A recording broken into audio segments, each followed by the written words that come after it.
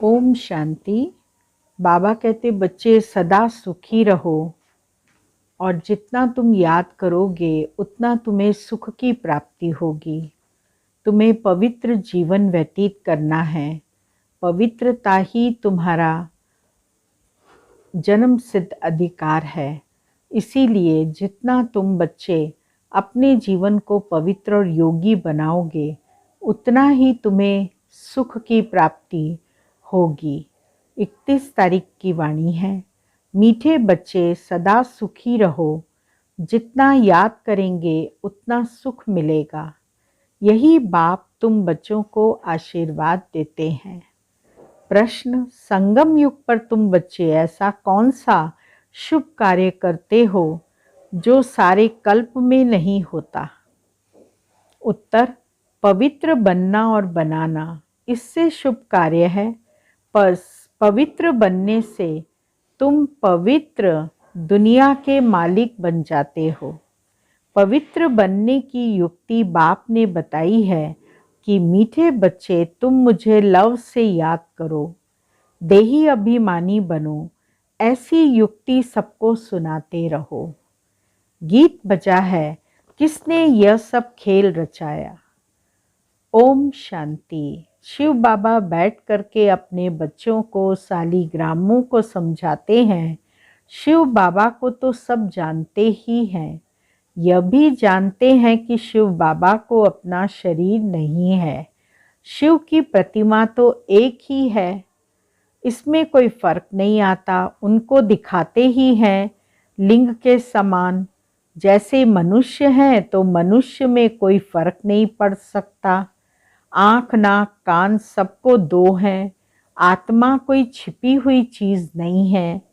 जैसे मनुष्यों की देवताओं की पूजा होती है वैसे आत्माओं और परमात्मा की भी पूजा होती है। शिव के मंदिर में जाओ तो ढेर के ढेर सालिग्राम रखे हुए हैं जिनकी पूजा होती है। शिवलिंग के समान सालिग्राम भी बनाए जाते हैं। छोटे छोटे सालिग्राम होते हैं, आत्माओं के प्रतीक हैं। तो शिव की और आत्माओं की सालिग्राम और शिवलिंग के रूप में पूजा होती है। मनुष्यों की दो प्रकार की पूजा होती है, एक तो विकारियों की, दूसरी निर्विकारियों की। उसको कहा जाता है भूत पूजा, क्योंकि यहाँ तो शरीर कोई का भी पवित्र है नहीं। 5 तत्वों का बना हुआ है। मिट्टी का बना हुआ बुत है। मूर्तियाँ बनाते हैं तो भी मिट्टी और पानी मिलाते हैं। फिर उसको सुखाने के लिए धूप चाहिए। धूप भी आग का अंश है। आग धूप से आग जलाते थे। तो बच्चों को यह पता है कि निराकार की भी पूजा होती है, साकार देवताओं की भी होती है, तो मनुष्यों की भी पूजा होती है। देवता है पवित्र, यहाँ अपवित्र हैं। बाकी पूजा तो भूतों की ही होती है। आत्मा क्या चीज़ है यह मनुष्य नहीं जानते। कहा जाता है रियलाइज योर सेल्फ। आत्मा को रियलाइज करो। आत्मा है बिंदी समान। कईयों ने साक्षात्कार भी किया है। वर्णन करते हैं छोटी सी लाइट उनसे निकल हमारे में प्रवेश हो गई। अच्छा, इससे फायदा तो कुछ भी नहीं हुआ। नारद और मीरा भक्ति में तीखे गाए जाते हैं, बल साक्षात्कार होते हैं, परंतु सीढ़ी उतरनी होती है ना। फायदा अल्पकाल के लिए होता है। अभी तुम बच्चे आत्म अभिमानी बने हो। जानते हो आगे हम देह अभिमानी थे। अब यह है नई बातें आत्मा पढ़ रही है। यह तो एकदम पक्का कर देना चाहिए। बाबा हमको पढ़ाते हैं, यह तो पहला पहला पक्का निश्चय हो जाए। आत्म अभिमानी बनना है। आधा कल्प आत्म अभिमानी बनते, फिर आधा कल्प देह अभिमानी बनते। सतयुग में आत्मा को यह शुद्ध अभिमान नहीं है कि हम परमात्मा को जानते हैं। शुद्ध अभिमान और अशुद्ध अभिमान होता है ना। कर्तव्य भी शुभ और अशुभ होते हैं। कहा जाता है शुभ कार्य में देरी नहीं करनी चाहिए। बाप कहते हैं मैं तुमको कितना अच्छा बनाता हूँ। तुम पवित्र बनो तो पवित्र दुनिया का मालिक बनोगे। इन जैसा शुभ कार्य कोई हो नहीं सकता। तुम पावन थे, अब घड़ी घड़ी बाप कहते हैं देही अभिमानी बनो। अपने को आत्मा समझ बाप से पूरा लव रखना है। आत्मा का संबंध ही एक बाप से है। वह बैठ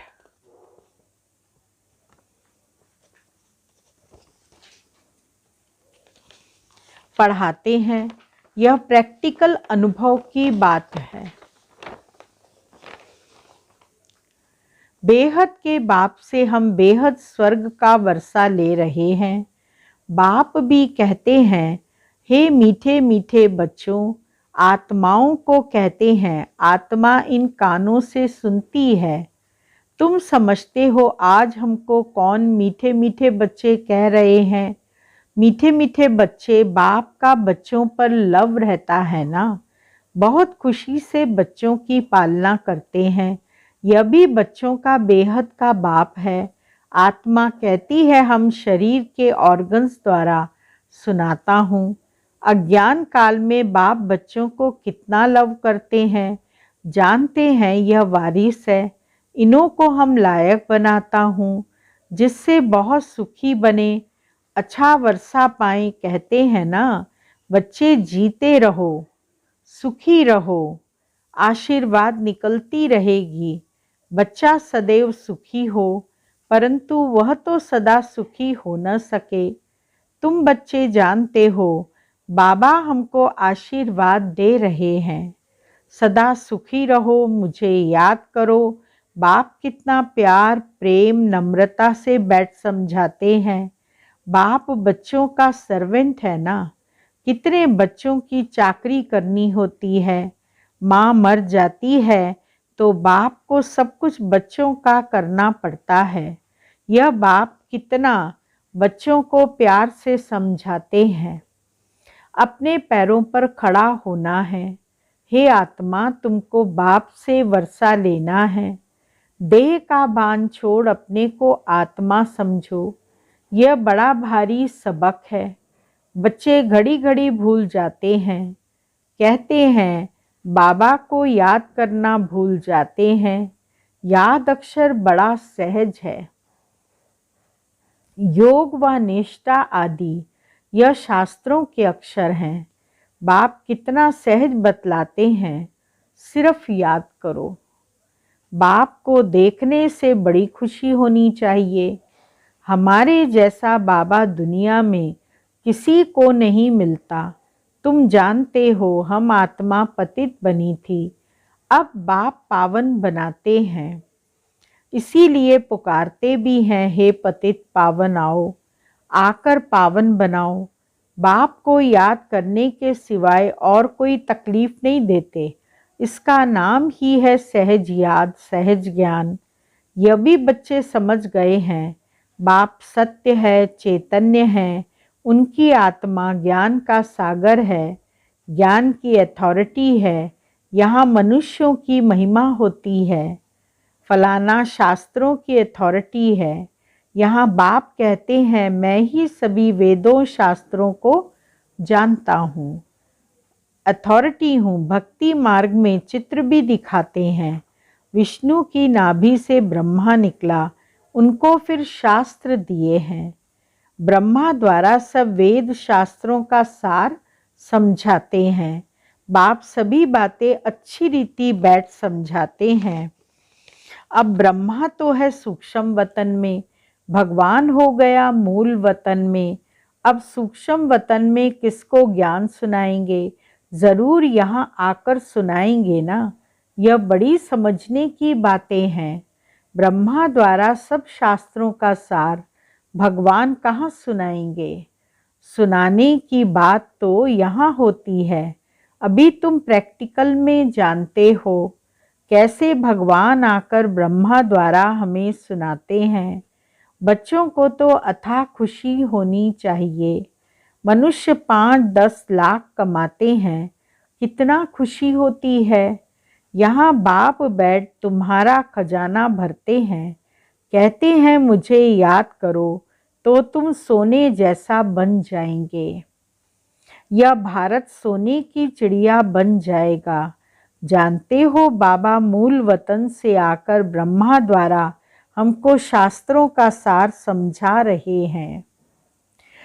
सब राज समझाते हैं। उस योग तप दान पुण्य आदि से मुक्ति तो कोई नहीं पाता। मनुष्य समझते हैं इन सब रास्तों से हम मुक्ति में जाते हैं। अगर ऐसा होता तो फिर पतित पावन बाप को लाने की क्या दरकार। अगर वह वापस जाने का रास्ता होता तो कोई जाते ना। दुनिया में मनुष्यों की अनेक मत है। अब बच्चों को बाप ने समझाया है, वापस कोई भी जा नहीं सकते। बाबा कहते हैं मैं इन द्वारा सब वेदों शास्त्रों का सार समझाता हूँ। इसने भी बहुत शास्त्र पढ़े तथा गुरु किए हैं, पढ़ा लिखा है। बाप कहते हैं इन सब को भूल जाओ। पतित पावन तो परम पिता परमात्मा को ही कहेंगे। वह मनुष्य सृष्टि का बीज रूप है। वृक्षपति चैतन्य है, आत्माएं सब चैतन्य हैं। तुम जानते हो हम मूल वतन में जाकर फिर आएंगे पार्ट बजाने। आधा कल्प सुख का पार्ट बजाएंगे। सारा मदार पढ़ाई पर है। जितना पढ़ेंगे उतना उच्च पद पाएंगे। यह पढ़ाई बहुत ऊंची है। एम ऑब्जेक्ट ही है नर से नारायण, मनुष्य से देवता बनने की। जब आदि सनातन देवी देवता धर्म है तब कोई हिंसा होती नहीं। वहाँ विकार की बात होती नहीं, न कोई लड़ाई झगड़ा होता है।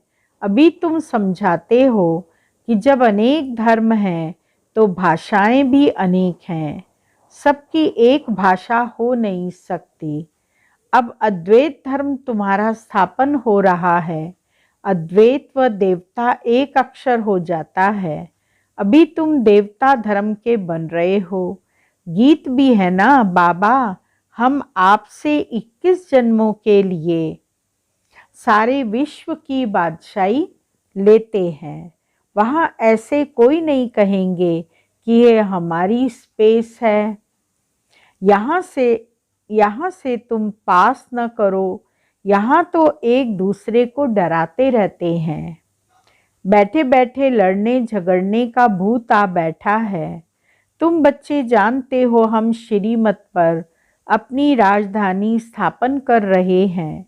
हम विश्व के मालिक बनते हैं। हम होंगे भारत में ही, दिल्ली के आसपास ही नदियों पर होंगे। वहाँ सदैव बाहरी मौसम होती है, सब सुखी रहते हैं। प्रकृति भी सतो प्रधान होती है ना। तुम समझ सकते हो हम कैसे दैवी राज्य स्थापन कर रहे हैं। फिर से तो बच्चों को बाप की याद में बड़ा खुशी में रहना चाहिए।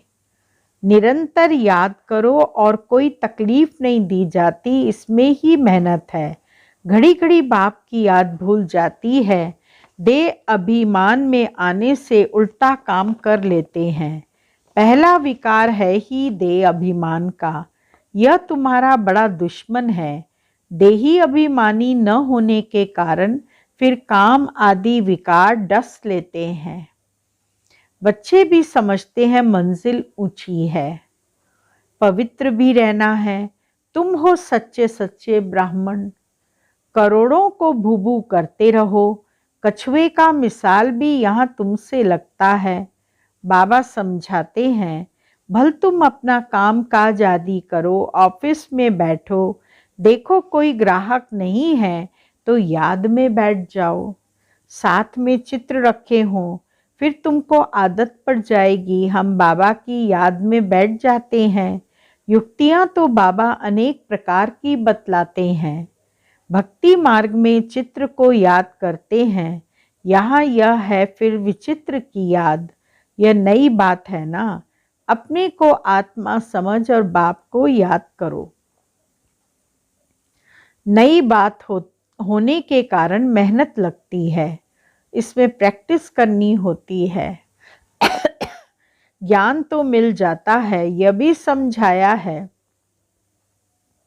विष्णु से ब्रह्मा कैसे बनते हैं। विष्णु अर्थात लक्ष्मी नारायण के 84 जन्मों के बाद वही ब्रह्मा सरस्वती बनते हैं। यह बातें और कोई शास्त्रों में नहीं है। ऐसे नहीं विष्णु की नाभि से कोई ब्रह्मा निकलता है। बाप कहते हैं मैं तुम बच्चों को सुदर्शन चक्रधारी बनाता हूँ। उसका अर्थ भी तुम जानते हो। यह तुम्हारे अक्षर ही ऐसे गुप्त हैं जो कोई कॉपी कर न सके। आजकल कॉपी भी करते हैं ना। सफ़ेद वस्त्र पोषधारी भी बहुत बनते हैं, रीस करते हैं। इसमें कोई कॉपी कर न सके। अभी तुम बच्चे समझते हो जो हम बाबा से रोज सन्मुख बैठ सुनते हैं। बाहर में भी बच्चे समझते होंगे। मधुबन में शिव बाबा ब्रह्मा द्वारा मुरली चलाते हैं। आत्मा ही बाप को याद करती है। याद से विकर्म विनाश होंगे, क्योंकि जब से विकारी बने हैं पाप करते ही आए हैं, तो जन्म जन्मांतर का सिर पर बोझा है। तमो प्रधान बनते जाते हैं। तमो प्रधान बनने में आधा कल्प लगा है। सतो रजो तमो बनते आत्मा मैली होती है ना। खाद पड़ने से वह खाद जरूर निकालनी चाहिए, नहीं तो बाप की याद के सिवाय आत्मा उड़ नहीं सकती। माया रावण सबके पंख काट देती है। यह भी समझ की बात है। मोक्ष आदि तो किसको भी मिलता ही नहीं। बुलाते हैं हम पतितों को आकर पावन बनाओ, बस इसमें और कोई बात ही नहीं। बाप शिक्षा देते हैं तुम तमो प्रधान से सतो प्रधान कैसे बनेंगे। बच्चों को लिखते भी रहते हैं। बच्चे तुम बाप को भूलने से तमो प्रधान बने हो। अब बाप को याद करो तो सतो प्रधान बनेंगे। सतो प्रधान विश्व का मालिक बनने के लिए बाप को याद करो।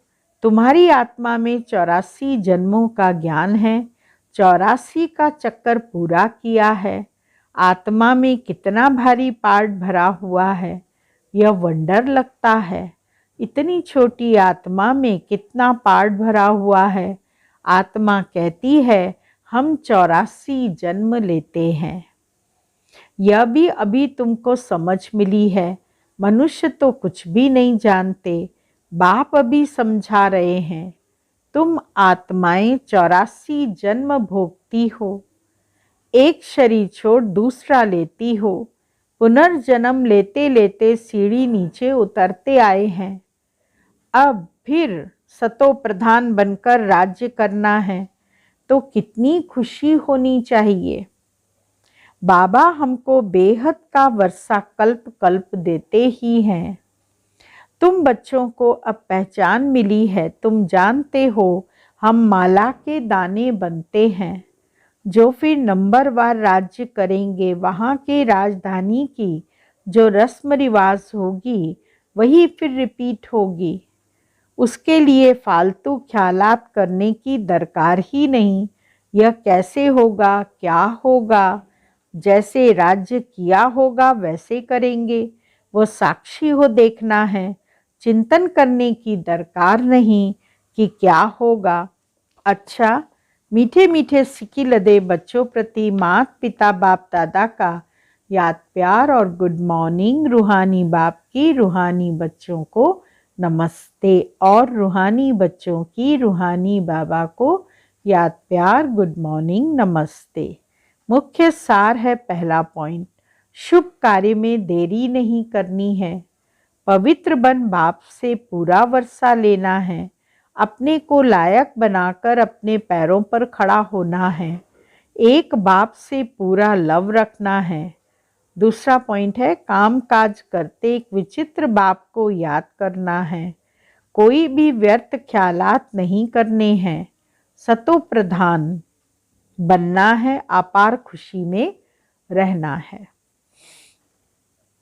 वरदान है, श्रेष्ठ मत के आधार पर मायावी संग दोष से परे रहने वाले शक्ति स्वरूप भव। बच्चों की एक कंप्लेन रहती है कि संबंधी नहीं सुनते, संग अच्छा नहीं है, इस कारण शक्तिशाली नहीं बन सकते। लेकिन श्रेष्ठ मत के आधार पर ज्ञान स्वरूप शक्ति स्वरूप के वरदानी बन अपनी स्थिति को अचल बनाओ।